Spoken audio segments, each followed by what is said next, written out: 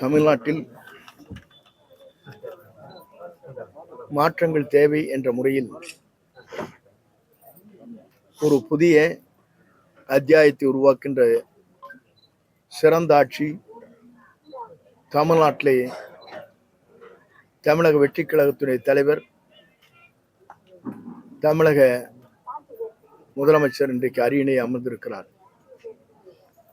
முதலமைச்சரை பொறுத்தவரையிலும் நாள்தோறும் திட்டப்பணிகளை நிறைவேற்றி வருகிறார். எல்லோரும் நினைத்தார்கள் இந்த அரசு மக்கள் சேவையில் எப்படி செயல்பட போகிறது என்று. மாற்றார் வியக்கத்தக்க அளவிற்கு பணிகள் நடைபெற்றுக் கொண்டிருக்கிறது. காலை சரியாக 10 மணி அளவு என்று சொன்னால் கோட்டைக்கு வருகிறார். கோட்டையிலே 4:30 மணி வரையிலும் 5 மணி வரையிலும் மக்களை சந்திக்கிறார். கோப்புகளை உடனுக்குடன் துரிதமாக பணிகளை ஆற்றுவதற்கு உத்தரவு வழங்குகிறார். பல்வேறு சங்கங்களுடைய தலைவர்கள், தொழிலதிபர்கள், சமூக ஆர்வலர்கள், அதே நேரத்தில் அனைத்து சமுதாயத்தை சார்ந்திருக்கிற அனைவரையும் நேரடியாக பார்த்து என்ன குறைகள் இருக்கிறது என்பதை தெரிந்து அந்த பணிகளை ஆற்றி வருகிறார். 2ஆம் தேதியிலிருந்து ஆரம்பித்து 22ஆம் தேதி வரையிலும் துறைதோறும் ஆய்வுப் பணிகள் மேற்கொண்டு வருகிறார். இது தமிழ்நாட்டின் ஒரு புதுமையான நிலையை உருவாக்கி இருக்கிறார். புரட்சித் தலைவர் அம்மாவுக்கு பிறகு ஒரு மாற்றங்கள் தமிழ்நாட்டிலே வேண்டும் என்று மக்கள் விரும்பினார்கள். அதுவும் நேர்மையான ஆட்சி வேண்டும் என்று விரும்பினார்கள். அந்த நேர்மையின் இலக்கணமாக நம்முடைய தமிழக வெற்றிக் கழகத்துடைய தலைவர் தளபதி இன்றைக்கு முதலமைச்சராக அரியணை அமர்ந்து அந்த பணிகளை ஆற்றி வருகிறார். குறிப்பாக அவருடைய தொலைநோக்கு சிந்தனை என்பது எல்லோரும் எல்லாம் பெற வேண்டும் என்பதுதான். அந்த நோக்கத்தோடு தான் அனைவருக்கும் இந்த அரசின் சார்பாக கிடைக்க வேண்டிய அனைத்தும் நேரடியாக கிடைக்கப்பெற வேண்டும் என்ற நோக்கம் அவரிடத்தில் இருக்கிறது. அதைத்தான் அவர் சொல்கிற போது நம்முடைய கொள்கை தலைவர்கள் எடுத்து வைத்ததை போல பிறப்புக்கும் எல்லா உயிர்க்கும் என்று சொன்னார். அவை எல்லோருக்கும் எல்லாம் கிடைக்க வேண்டும் என்பதுதான் அவருடைய நோக்கமாக இருந்து கொண்டிருக்கிறது. அதன் அடிப்படையில் தமிழ்நாடு இன்றைக்கு ஒரு சிறந்த மாநிலமாக இந்தியாவிற்கு திகழப் போகிற காலம் விரைவில் இருக்கிறது என்பதை நான் மகிழ்ச்சியோடு தெரிவித்துக் கொள்கிறேன். அதே நேரத்தில் இங்கே நியாய விலைக்கடை ஒன்று திறக்கப்பட்டிருக்கிறது. கரட்டடிப்பாளையத்திலிருந்து பிரிந்து இதற்காக 16 லட்சம் ரூபாய் சட்டமன்ற நிதியிலிருந்து வழங்கப்பட்டிருக்கிறது.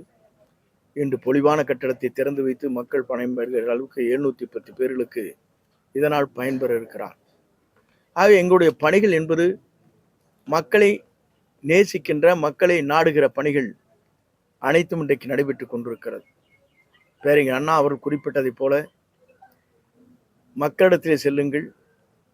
மக்களிடத்திலே செல்வது மட்டுமல்ல, அவருடைய பணிகளை சிறப்பான முறையில் ஆற்றுங்கள் என்று பேரறிஞர் பெருந்தகை அண்ணா அவர்கள் உரையாற்றியதை நம்முடைய முதலமைச்சர் அவர்கள் சட்டமன்றத்தில் உரையாற்றுகிற போது எடுத்து சொன்னார்.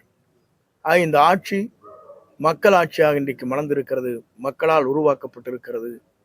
குறிப்பாக 2 ஆண்டு காலத்தில் கட்சியை துவங்கி 2 மாத காலத்தில் ஒரு சின்னத்தை பெற்று அந்த சின்னம் உலகளவில் இன்றைக்கு விசில் சின்னம் பரவி இருக்கிறது என்று சொன்னால் அந்த வரலாற்றுக்கு சொந்தக்காரர் நம்முடைய தமிழக வெற்றிக் கழகத்துடைய தலைவர் தளபதியை தவிர யாரும் இல்லை என்பதை இந்த நேரத்தில் எடுத்து சொல்லி எல்லோரையும் வாழ்த்தி விடைபெறுகிறேன். நன்றி, வணக்கம். நேத்து அதிமுக பாஜக ஆளுநரை சந்திச்சு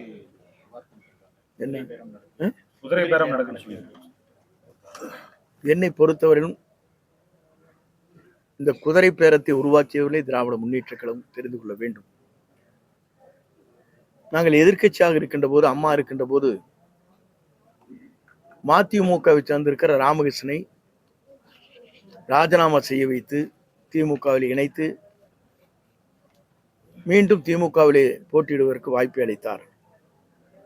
நேற்றைய முன்தினம் அனிதா ராதாகிருஷ்ணன் சொன்னாரே, அவரையும் அதைத்தான் செய்தார். அவர் அண்ணா திமுகவில் இருந்தவர். குதிரை பேரத்தை முதலில் உருவாக்கிய நிலை திமுகவிற்கு இருக்கிறதே தவிர எங்களுக்கு இல்லை, அந்த நிலை இல்லை. குதிரை பேரம் என்பது என்ன என்று எனக்கு புரியவில்லை. எல்லோரும் குதிரை பேரம் என்கிறார்கள். ஆகவே புரியாத ஒன்றை புரியது போல குதிரை பேரம் என்று சொல்லிக் கொண்டிருக்கிறார்கள். ஆகவே அதற்கு வேறு பொருள்கள் தமிழ்நாட்டிலே தேடிக்கொண்டிருக்கிறோம். எப்படி அதற்கு பதில் சொல்ல வேண்டும் என்பதற்கு சிலபஸிலே தேடிக்கொண்டிருக்கிறோம். அது கிடைத்தால் அதற்கான பதில் சொல்லப்படும். வேப்பனஹள்ளி நாகர்கோயில் சட்டமன்ற உறுப்பினர்களுக்கு 50 கோடி ரூபாய் பேரம் பேசப்பட்டது, அமைச்சர் பதவி தரப்பட்டது அப்படின்னு கூட ஒரு குற்றச்சாட்டு. இல்லை, அது போன்ற நிலைகள் இதுவரைக்கும் இல்லை. போடப்பட்டிருக்கிற அமைச்சர் அத்தனை பேரும் நம்முடைய தமிழக வெற்றி கழகத்தில் வெற்றி பெற்ற பல பேர் அதில் இடம்பெற்றிருக்கிறார். 90%. அதற்கான நிலைகள் இல்லை. நீ குதிரை பேரம் பேச வேண்டிய அவசியமே இல்லை. நாங்கள் வலிமையாக இன்றைக்கு ஆட்சி அமைத்திருக்கிறோம். நம்முடைய கூட்டணி அதற்கு வலிமையான ஆதரவை தந்திருக்கிறது. எல்லோரும் சொன்னார்கள் 96 பேரை வைத்துக் கொண்டு மைனாரிட்டி அரசு நடத்தி வருகின்ற திமுக கூட்டணி மந்திரி சபையிலே காங்கிரசுக்கு இடமில்லை. ஆனால் இன்றைக்கு காங்கிரசுக்கும் இடம் கொடுக்கப்பட்டிருக்கு, விடுதலை சிறுத்தைக்கும் கொடுக்கப்பட்டிருக்கிறது, இந்திய முஸ்லீம் லீக்கும் கொடுக்கப்பட்டிருக்கிறது. கம்யூனிஸ்ட் கட்சி மட்டும் எங்களுக்கு வேண்டியதில்லை, நாங்கள் வெளியிருந்து ஆதரவு தருகிறோம் என்று சொன்னார். ஆக குதிரை பேரத்திற்கே வேலை இல்லை. வலிமையான ஒரு ஆட்சி, நேர்மையான ஆட்சி, தமிழ் மக்கள் அத்தனை பேரும் விரும்பிய ஆட்சி. இந்த ஆட்சிக்கு குதிரை பேரமே தேவையில்லை. 96 பேர்களை வைத்துக் கொண்டு மைனாரிட்டி அரசை நடத்தியவர்களுக்கு தான் அது தேவையே தவிர எங்களுக்கு அந்த தேவை இல்லை. ஆளுநர் அதிகார வரம்பை மீறி செயல்படுறாரு. இல்ல, அதற்கான பதிலை சட்ட அமைச்சர் தெளிவாக சொல்லியிருக்கிறார். அதற்கு கூட்டணி அமைச்சரே சொல்லியிருக்கிறார். தனியா ஒரு இல்ல, கூட்டணி அமைச்சர் ஒன்று சட்ட அமைச்சரே அதை சொல்லியிருக்கிறார். ஆகவே அதற்கெல்லாம் அவர்கள் பதில் கேள்விக்கும் பதிலுக்கும் நான் இங்கே இடையில இருந்து 100 அமைச்சர் அதை சொல்வது சரியாக இருக்காது. சட்ட அமைச்சர் சட்டம் நுணுக்கம் தெரிந்தவர், நம்முடைய தோழமை கட்சியை சார்ந்தவர், அவர் சொல்லியிருக்கிறார். அவ்வளவுதான். கரூர் சம்பவத்துல கணக்கு தீர்க்காமல் விட மாட்டேன் அப்படின்னு ஆதரவு சொல்லியிருக்காரு. மீனிங் என்ன? இது கணக்கு தீர்க்காமல் என்பது கரூரிலே நடைபெற்ற நிகழ்ச்சிக்கு அந்த 41 பேர்களுக்கும் அந்த குடும்பத்திற்கு பாதுகாப்பு அளிக்கப்பட வேண்டும் என்ற நோக்கத்தோடு அவர் சொல்லியிருக்கிறாரே தவிர கணக்கு என்பது அதுதான். அதிலே பிணக்கு போடக்கூடாது. ஓகேவா?